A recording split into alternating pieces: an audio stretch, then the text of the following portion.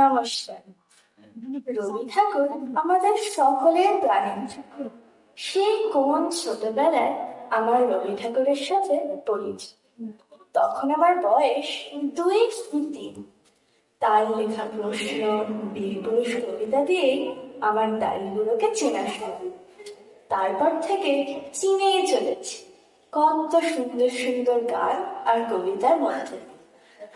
আমাদের সকলের মনে ঠাকুর ধরা দিয়েছে নিজের মতন করে। মায়ের কাছে ওদের ছোটবেলার রবি জয়ন্তীর গল্প শুনেছি অনেক। মা বাবা বলে রবি ঠাকুরের জন্মদিন পালন করা মানে নাকি গঙ্গা জলে গঙ্গা পুজো। তবে আজ গঙ্গা জলে গঙ্গা পুজো না করে আমি পড়ে শোনাতে চাই বিখ্যাত কবি সাহিত্যিক শ্রীজাতার লেখা আমার সান্তা ঠাকুর।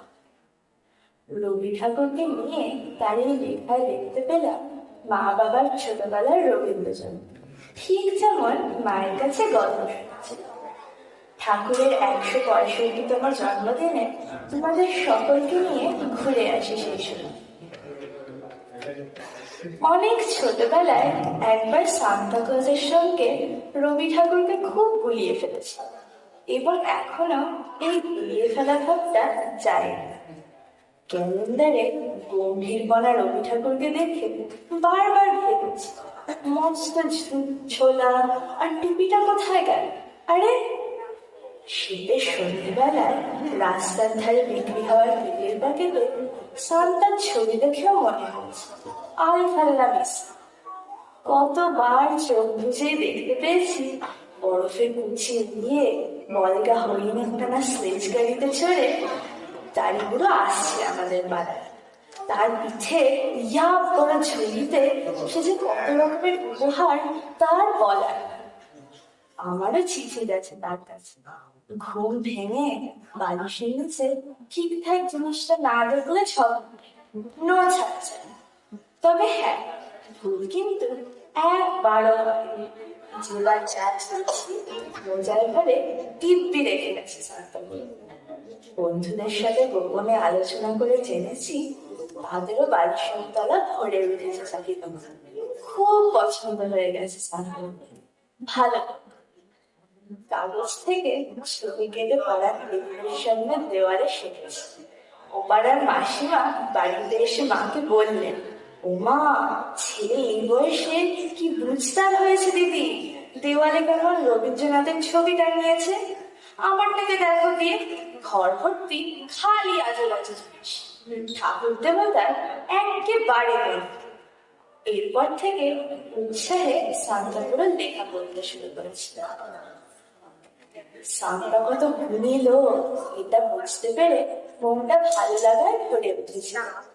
আরো ভালো লাগতো এটা ভেবে যে আমি এই বয়সে তার কদর বুঝতে শুরু করেছি।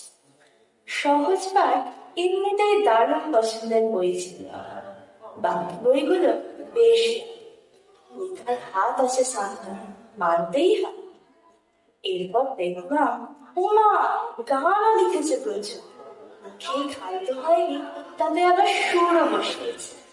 সেই গান যখন বন্ধুরা দল বেঁধে স্কুলের ফাংশনে গিয়েছে কি যে মজা হলো। সান্তাগুলোর লেখা গান গাইছে ভেবেই আনন্দ হল। সেই দিনটা ছিল 25শে বৈশাখ। এখনো 25শে বৈশাখ মানে স্কুলে গিয়ে রবি ঠাকুর পুজো। ফিটফাট হয়ে স্টেজে উঠে হাত জোর করে আমাদের 25শে বৈশাখ সারা। তারপর বড়দের হাত ধরে কলকাতা গিয়ে দেখলাম অনেক জায়গায় সান্তার মূর্তি রয়েছে, কিন্তু একটাতেও টুপি রাখে। এমনকি তার নামে জায়গা থেকে শুরু করে গান বাজনার জন্য হল পর্যন্ত আছে। বুঝলাম সান্তা ক্লজ আসলে কবি ছদ্মবেশী ঠাকুর। তারপর একবার পাড়ার রবীন্দ্র জয়ন্তী দেখতে গেল।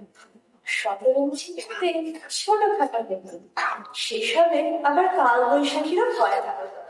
বান চালু হয়েছে গতবার, স্টেজ নড়ে গিয়ে যাচ্ছে তাই গান। আসল রবীন্দ্র জয়ন্তী রবীন্দ্র সদন প্রাঙ্গণ। ভোর থেকে রবি ঠাকুরের গান গাইছে রাত অব্দি গাড়ি। এত বড় মেলা থাকিয়ে ফ্যানের ব্যবস্থা করে ঝালমুড়ি আইসক্রিমের গাড়ি দাঁড় করিয়ে সে এক বিশাল গান রবি ঠাকুরের জন্ম। কলকাতার নানা জায়গায় শুধু একটা দিন, গোটা 2 সপ্তাহ ধরে এমনই হয়নি। 25শে বৈশাখ যে আমাদের বড়দিন বুঝেছিলাম তখন।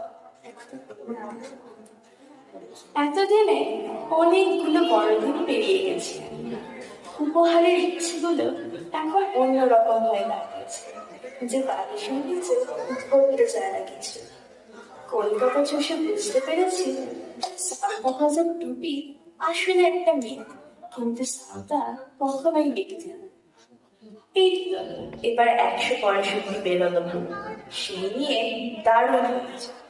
আমি অবশ্য আলাদা করে বুঝে উঠতে পারছিলাম না, কারণ আমার মনে হয় রবি ঠাকুরের বয়স কখনোই 165 হতে পারে। আমার রবি ঠাকুরের বয়স এখন 12। আমি তো এই কটা বছর ধরেই দেখছি, পড়ছি মানুষে তার বয়স কি করে এত বেশি হয়। এ তো সহজ হিসেব। আমার রবি ঠাকুরের বয়স এখন তাই 12। আবার সবে স্কুলে যাওয়া আমার বোনের রবি ঠাকুরের বয়স এখন 6। আসলে রবি ঠাকুর এইরকম, যেখানে যখন যার যত বয়স, তার রবি ঠাকুরের তখন ততই বয়স। 165 বছরের কেউ যদি বেঁচে থাকেন কথা, তাহলে বলতে হবে কপাল ভালো। এই বছর তার রবি ঠাকুরেরও 165 হয়ে যাবে। নমস্কার।